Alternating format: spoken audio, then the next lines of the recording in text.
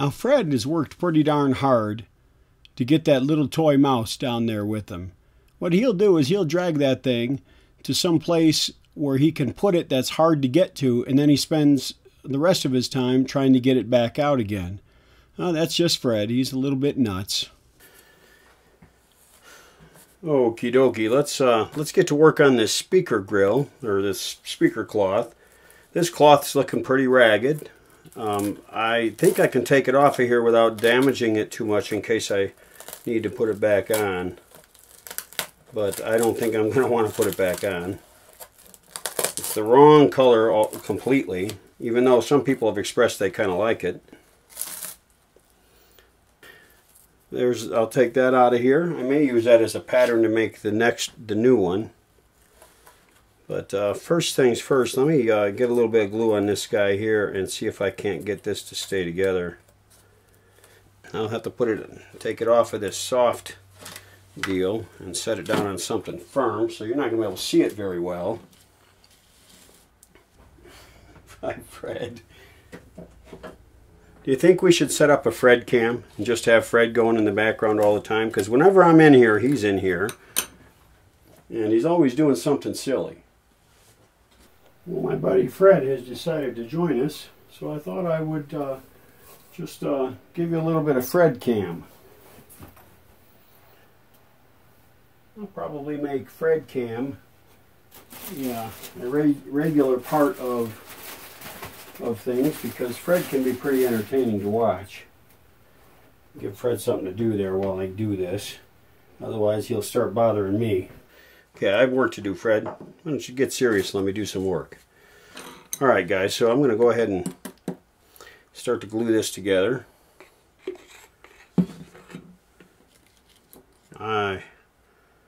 It doesn't need to be much, because this is not under really any stress. And it can be a little bit sloppy because I'll wipe it off when I'm done. It's no big deal. While we're letting that get sort of settled in, we might want to get this inside the cabinet. There were some funky brackets for that speaker. Let's see if I can find those. Oh, I left them on the speaker. I totally forgot about that. Okay. So I left those on the speaker. You remember those funny brackets I talked about? Now I have to remember which side is up. The tone control knob, or the tone control, was awfully close to the speaker. And that's the hole it passes through. So I know this is the bottom. So and I also remember that the output transformer kind of faced down at about the 4 o'clock or 5 o'clock position. So this is about how it's supposed to go, something like this. Okay, I see witness marks right here in the wood where these brackets went, so I know how they're positioned. You know, these grommets on this speaker are pretty bad, so I'm going to go ahead and replace those with something. I'll show you what I mean. If you look at these grommets, you can see they're pretty cracked here. There's a lot of cracks right here in the rubber, and these won't last very long at all, and they're not going to be doing their job. So I'm just going to set the speaker there and do these one at a time. Okay, that's how it's supposed to be positioned. Take these off one at a time. Wrong size. It's that whole English metric thing again, man. I can look at a metric piece of hardware and know exactly what size it is. These already have star washers under them, so that's a good thing. Let's get a better look. Okay, let me see if I can do this without moving this so it doesn't go out of frame. So I want to get this star washer off of here. Where the heck did I put that nut? I already lose something? Good grief.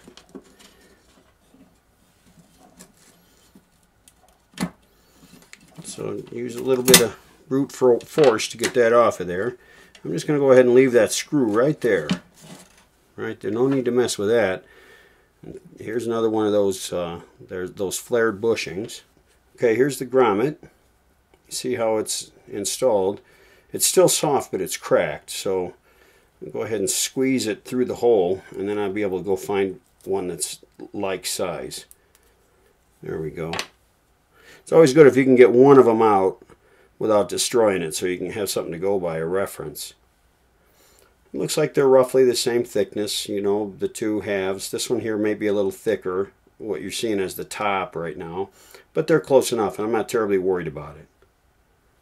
I'll install new grommets in all these brackets, and then I'll get back to you once I've got the speaker ready to install in this plate, okay?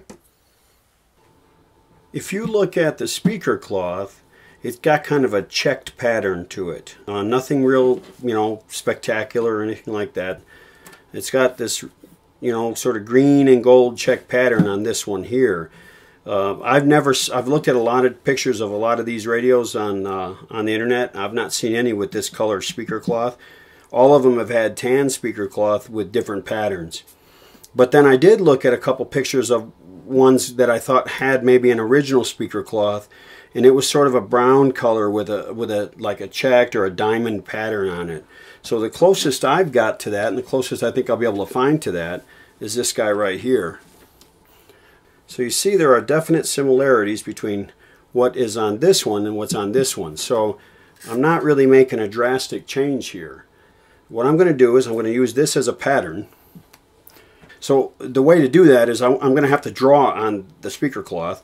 So I'm going to turn this upside down and turn the speaker cloth upside down. So I'm working on the back side of both. And I don't know, is this the same on both sides? It might be okay. Yeah, it is. Alright, so that's not a big concern, the new speaker cloth. Always good to start if there's this nice square corner, then you go ahead and utilize that corner so you don't have to recut it. Okay, I like to leave a little bit of room around all of the edges because I can always wrap that around the wood. What I'll do then, if by also cutting it large, then you have some wiggle room when you go to install it, okay? You want that wiggle room because you see right here, you know, it's hard to get everything even, so you give yourself some room and you work with that. Okay, let me grab my scissors here and we'll make some cuts. So I'm cutting it about an inch and a half wide. I can always trim it. If I cut it too small, there's not much I can do about that. And try to follow the pattern. This is a nice easy pattern to do that with because it's pretty obvious when you've drifted off the pattern. Okay. Now, let's get this out of the way so we don't damage it. Now I'm left with this part right here. Now, like I said, I want to try and make it as even as possible. So I'm going to set that right like that, and it seems to want to kind of bend up at this side here. So let me make that straight. In the same way I cut it by staying along with the pattern, that's how I'm going to cut the window for the dial glass. Okay, so I want to get all this lined up first, and then I'll draw on it, and I'll draw well inside of where I want to cut so you don't see the ink when it's all done. And if I use a marker, it'll bleed all over the place, so I'm just going to use a pen. And we'll see what we can do there. Use a blue pen so I can see it more easily. So here goes, guys. Well, maybe a pen's not going to do the trick. I'll just be real gentle with a nice fine tip marker. And I'll stay well inside of the line that I have to cut.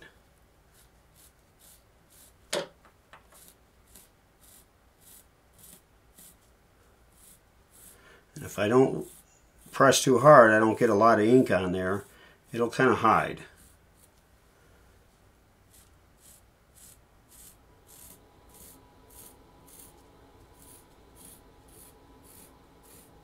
Nice and light touch, okay? Light touch. Now, when I cut, I'm going to make sure I cut outside of this pen mark.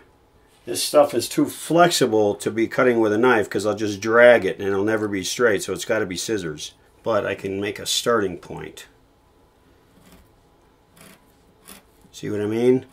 It drags that material. It's got to be scissors.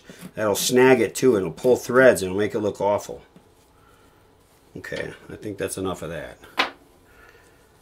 Let's get this green piece out of here. Okay. I always get a little bit nervous when I have to do speaker cloth, because it's not something that's native to me. My wife could probably have no trouble with this. She's really smart when it comes to cloth and things like that. When I restored sewing machines, wifey would always test them out for me, because I don't know how to sew. I don't know how to run a sew. I mean, I know how they work, but to actually make something with a sewing machine is kind of outside of my skill set.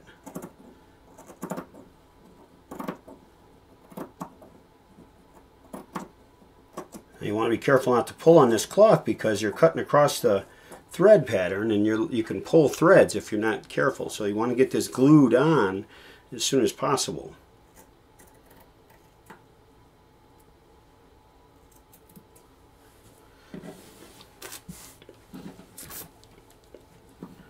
Make sure your bench is clean when you're doing this. I didn't do it on camera, but I brushed the bench off pretty well. You don't want to have some paint or glue or grease or something on your bench. You lay that nice new speaker cloth on there.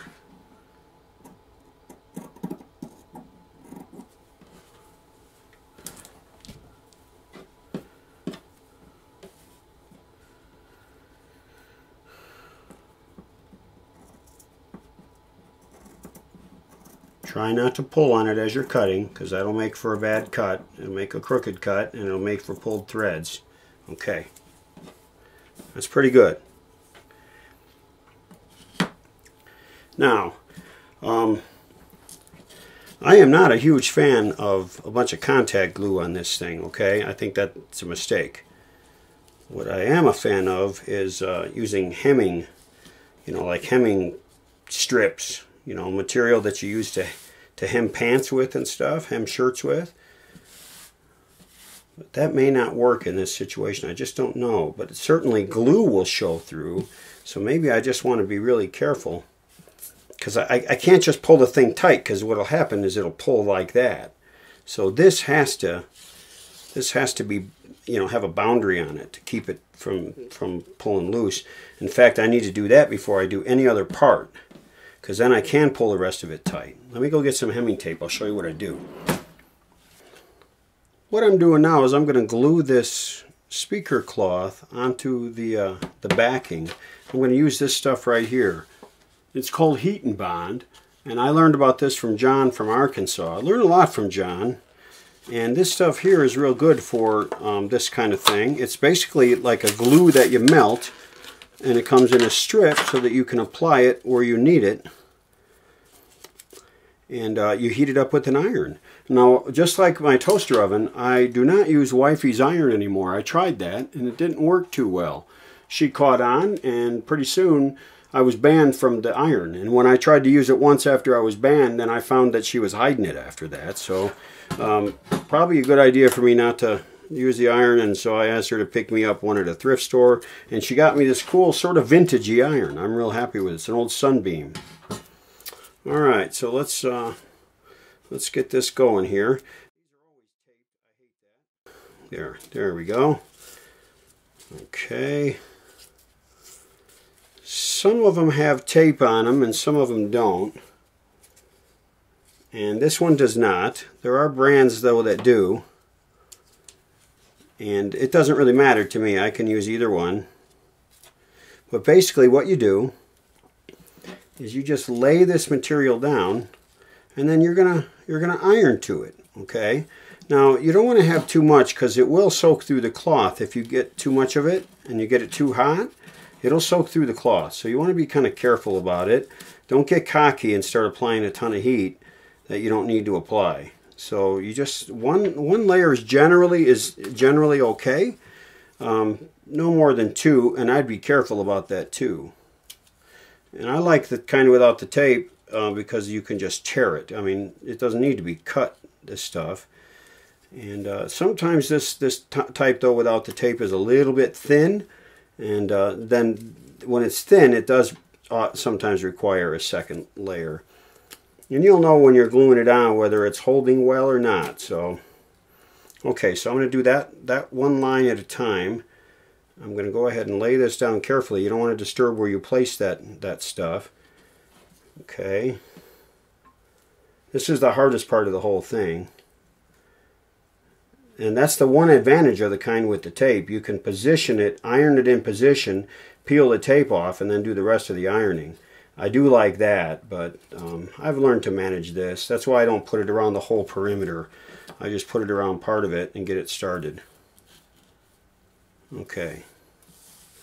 Now you want to try and make sure, you know where the top is and know if you got it sagging anywhere or if it's crooked, because if you start it sagging, it's only going to get worse. Okay, so this is the top. It's a little bit tall over here. I think this is going to be okay. This is kind of hard to do and do it right, but you get one shot at this. Alright, sometimes I like to lay, in case I'm worried that I might mark up the cloth I'm ironing on, I'll lay a thin paper towel over that and then apply my heat from there. Now I start at just shy of the wool. Now, everybody does their own thing. I start just shy of the wool setting. Of course, no steam. Alright, so steam off. Yep, right there by the wool setting. I don't know what the temperature of that is. I think it's about 400 or 500 degrees, but let's see what happens. And you don't hold it for long, and you don't need to move it. Just hold it for a few seconds, and that's usually enough. Not quite. I may need 2 layers on this guy. Just don't know yet. But I always try one first, because if you try one and it doesn't work, you can always add a second one. But if you get it goopy and it's showing through the cloth, then you're stuck. That's what you got. And if you buy nice cloth at Radio Days, and you have one piece, then you can't screw that up. I mean, I have extra of this cloth in case I do mess it up, but I still don't want to. Okay.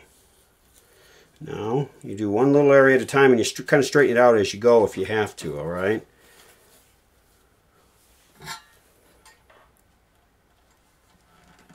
I still can't help myself but move the iron while I'm doing this, and you don't need to. Sometimes that makes it worse, because if the glue does ooze through and you move the iron, you kind of squeeze the glue along and it makes a bigger mark. Well, hey guys, hang with me for a minute while I play with a Christmas toy I got, and maybe you can check out a little bit of my neighborhood. Of course, this is a drone. I've never flown a drone before. This was the first time that I ever flew any drone. It's actually pretty darn cool. I really dig it. I don't know how good I'll ever get at it, because I don't really have much time for playing with these things, but it sure was fun, at least that day. By the way, this was Christmas Day. So you can see the weather was beautiful on Christmas Day around here. And I had a good time. My son and I each got matching drones.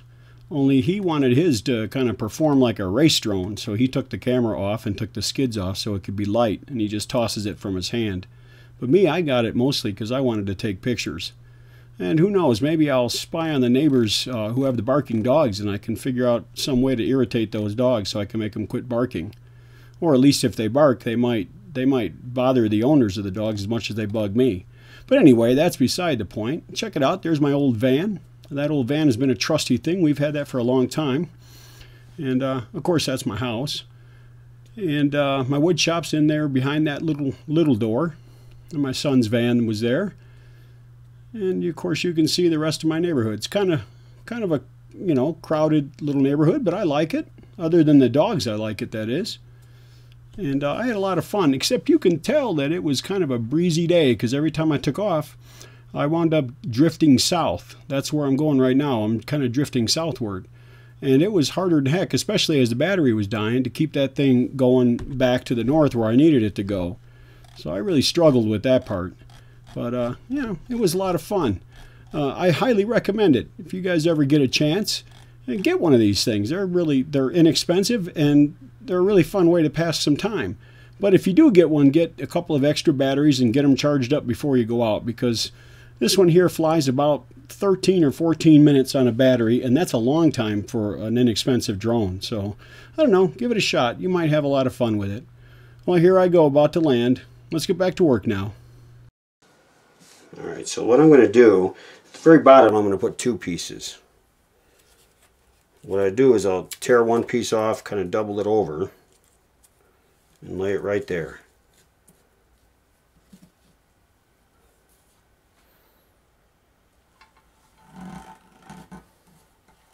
Now if you use something in between like I'm doing, well then that makes it easier for you if you do feel like moving it, so you can, you know, kind of flatten it as you go. Well then this cloth will keep you from dragging on the actual speaker cloth. Yeah, I'm going to have to use 2 pieces, guys, and I think my temperature is not quite high enough. So maybe a little higher temperature. I know the cloth itself can handle it, so let's just see. Let's give this a try.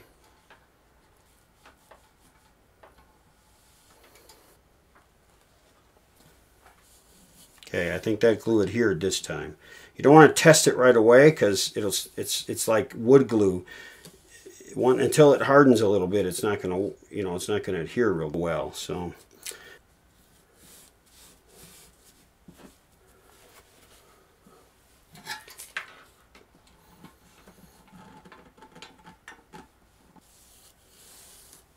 okay, we're getting there. A little bit shy right here, but I think that's going to be okay. The dial glass should cover that up. You know, I've also done this, torn the paper, cut the paper, whatever it takes. I don't think it's paper. I actually think it's the glue itself that I'm handling. I don't think there's any paper involved in this. In the one with the backing there is, but not in this.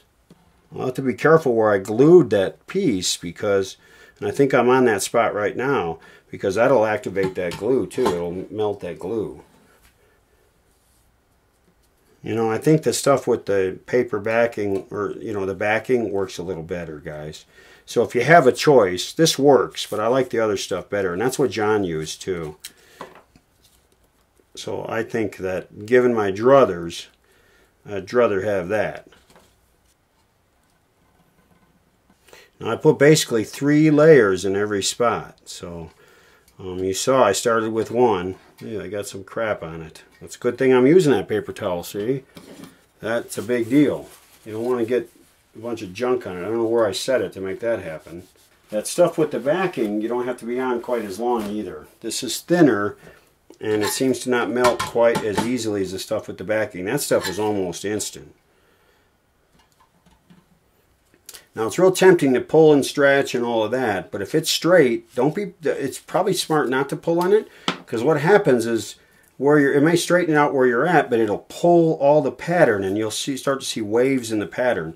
Now I'm not the best at this. There are people who are a lot better who can get these things on here perfectly. I'm pretty good at it when I have an easy one like this.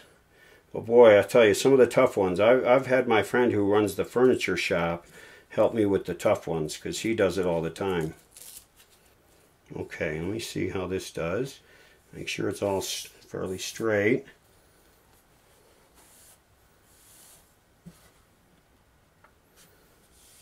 And this sort of weird material here is not the best for gluing to like this, but believe me, if this were liquid glue, it would be a nightmare. It would be soaking into the cloth and we'd have a mess on our hands. This prevents that. Well, I got my new cameras for the video, for making video, and soon I'll be retiring these camcorders from the workbench, because both of them I had 3. One of them was bad and I sent it back to B&H Photo and they were real good about it, but the other 2 have quirks that I just can't live with. One likes to shut itself down all the time, and the other one makes a weird movie projector sound in it as it's running in the background. And so I do recording with a microphone at the bench, but sometimes I want to have both, and that camcorder makes that funky sound, and so I can't really use the sound from it. So hopefully, what I bought was a pair of Sony A6000s, which is a really nice little mirrorless camera. and very small but quite capable. And I'm really excited about it because it looks like it can do a lot more than what I'm used to a camera like that being able to do. It's light enough for my camera arms, for one thing. That's perfect. Alright, let's see how this works. I want to kind of do my best to... Now, you do have to pull it a little bit on the speaker grill or it'll sag and look funky. So what I'm going to do is first I'm going to get this section done right here before I get to the speaker grill. If you have an emergency and you need to adjust it, you can kind of always do that just by reheating the material. You can also remove the cloth by reheating the material, making it soft and peeling it off real quick before it cools off.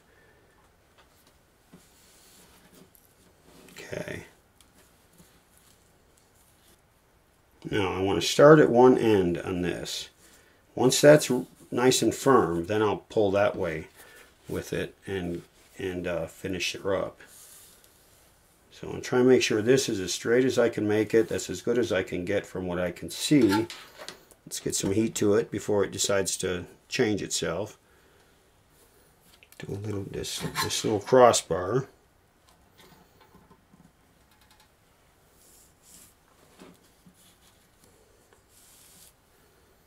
Sometimes if they're made of like real cloth, like cotton or something like that, or some other, nice cloth material, you can kind of spritz them with a little bit of water and they'll shrink up. And this one I think has some cotton in it. So I'm going to try that when I'm done. Just a real fine mist of water and see if it shrinks tight like I used to do with airplanes when I would build model airplanes. I'd put the paper. I grew up in the day when you used paper and dope and airplane dope, and you would put the paper on.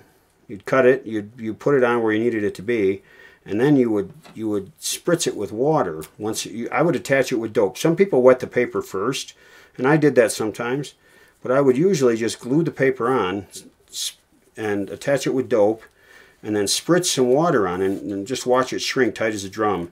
And then from that point, I would use the dope to keep it that way, and it would make it feel almost like plastic, like the monocoat that we bought years later.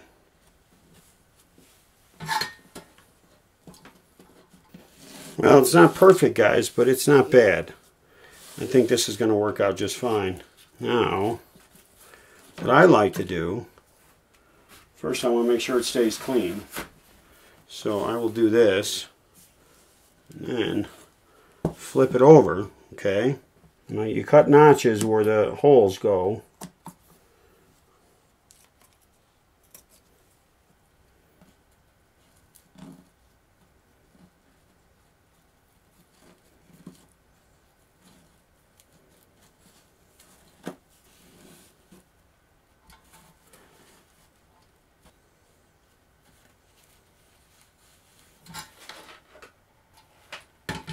One of the reasons you want to make a notch where the holes are is because you want to be able to see where they are when you go to put this thing in. Let me dampen this area here. I don't have a sprayer, so I'm just going to use a little bit of water from a paper towel. If it's synthetic, it'll just dry and it's no big deal. If it's shrinkable, it'll shrink. Okay guys, that's all there is to it. It's really not that hard. You just take your time and it works out okay. So we're going to let that dry, and then we're going to go about mounting it into the cabinet. We're getting pretty close on this. Well, hey guys, how about one last look at the little drone flight while I close up this particular episode. We are going to start putting things back together on this old Westinghouse soon. I'm sorry that the videos are coming a little more slowly than usual, but we'll square it away. I got a lot going on at home, and that's really just about as fast as I can move on them. Ouch! Look at that. Right there in the middle of wifey's garden. I hope she didn't see that.